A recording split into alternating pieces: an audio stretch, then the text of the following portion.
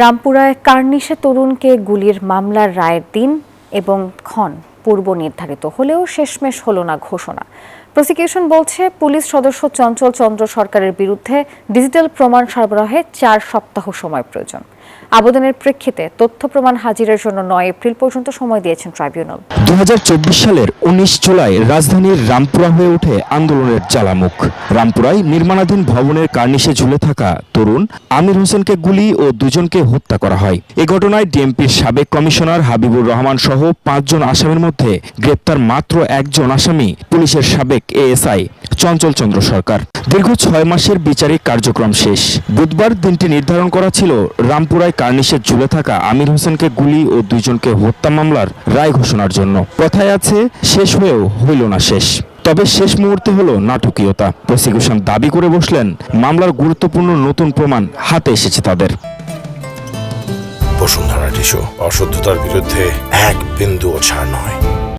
যে আসামি চঞ্চল সরকার না চঞ্চল চন্দ্র সরকার, তার একটা এক্সট্রা জুডিশিয়াল কনফেশন আছে এবং তিনি সরাসরি স্বীকার করছেন যে কিভাবে তিনি গুলি করেছেন, কিভাবে কি করেছেন, তার নির্দেশে করেছেন, সমস্ত কিছু তিনি বলছেন। সেই ভিডিও রেকর্ডটা ইনঅ্যাডভার্টেন্টলি আমরা এটা এভিডেন্সে আনতে পারিনি।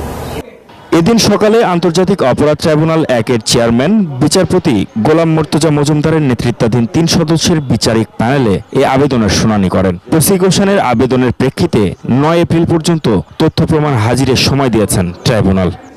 আমার কাছে মনে হচ্ছে যে এরকম একটি শক্ত সাবুত এভিডেন্স যেটা আমরা না দেওয়ার কারণে আমার কাছে মনে হচ্ছে যে এটা আমাদের দেওয়া প্রয়োজন। সেই কারণে আজকে আমরা আদালতের কাছে, ট্রাইব্যুনালের কাছে আমরা আবেদন জানিয়েছি যে আমরা এই এভিডেন্সটা আনতে চাই, আমরা টেন্ডার করতে চাই।